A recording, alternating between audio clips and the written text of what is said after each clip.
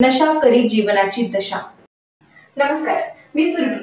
सन्माननीय शिक्षक वृंद आणि इथे जमलेले सर्व श्रोतेगण, आपल्या सर्वांच्या हृदयावर अधिराज्य गाजवणारे छत्रपती शिवराय, गुलामाला गुलामीची जाणीव करून दिल्याशिवाय तो पेटून उठत नाही असे सांगणारे विश्वरत्न डॉक्टर बाबासाहेब आंबेडकर, जगबाला घालून घावं मज सांगून गेले भीमराव असे सिंहगर्जना करणारे, लोकशाहीला साठे स्त्री शिक्षणासाठी आयुष्य समर्पित करणारे महात्मा ज्योतिबा फुले, सावित्रीबाई फुले या सर्वांना बद्दल तुम्ही माझ्या विषयाकडे बोलते।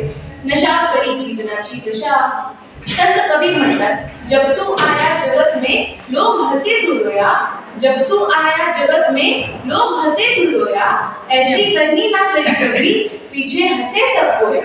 याचा अर्थ माणसाने आयुष्यामध्ये काम करू नये ज्यामुळे लोक आपल्यावर हसतील। व्यसनी माणसाला जगात कुठेच किंमत नाही। आपल्या आसपास किंवा नातेवाईकांमध्ये जर एखादी व्यक्ती व्यसनामुळे मेली तर लोक लगेच म्हणतात, लई दारू पित होता, दारूमुळेच तर मेलं, नाहीतर मरण्यासारखं होतं नाही। आणि तिथेच त्या व्यक्तीचा विषय संपतो आणि विषय चालू होतो तो मृत्यूचा।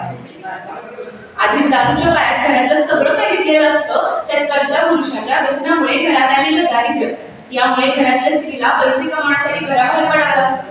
आणि जर मुलं मोठी असतील तर त्यांना सुद्धा शिक्षण सोडून पैसे कमवावे लागतात।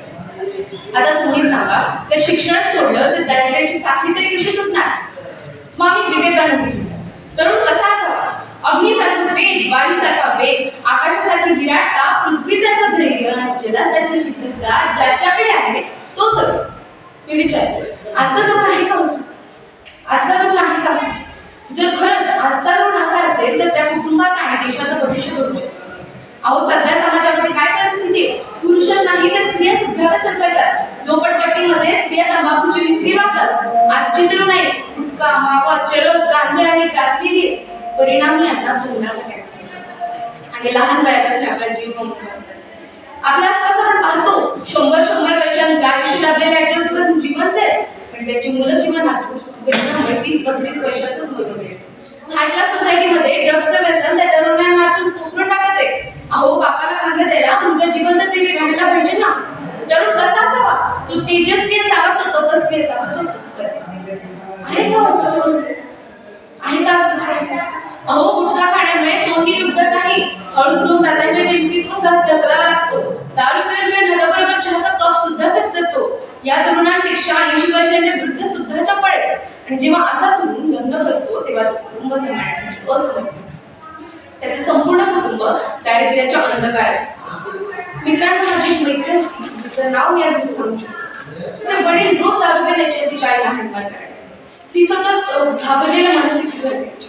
तिचा अभ्यास कधीच पूर्ण नाही, कधीच मोकळेपणाने आमची मिस होती। तिने एकदा विचारलं, काय झालं तुझी बाबा? यावर ती मला म्हणाली, माझे बाबा खूप चांगले होते, पण ते दारूने त्यांना वाईट झाले। मला कळत नाही एवढं काय झालं की बाबांनी का दारू प्यायला लागले।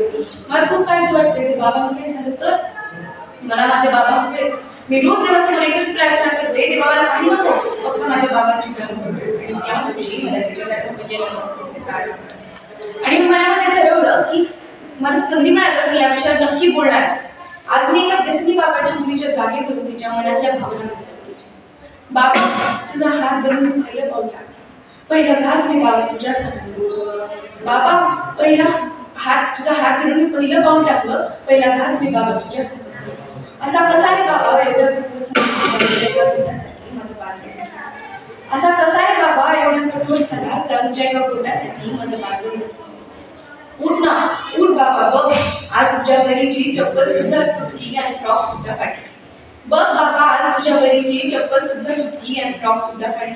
अरे, कोणाला सांगू मी माझ्या भविष्याच्या आशा? कोणाला सांगू मी माझ्या भविष्याच्या आशा? तुझ्या व्यसनाने जीवनाची दशा, जीवनाची दशा। आज इथे मला बोलण्याची संधी देणार आहे आयुष व्यसन मुक्ती केंद्र यांचं मी आभार मानते की त्यांनी मला इथे बोलण्याची संधी दिली। श्रेष्ठ विद्यालय बार्शीचे संस्थापक माननीय श्री नलावडे यांचं सुद्धा मी खूप आभार मानते की त्यांनी मला इन्स्पिरेशन दिले।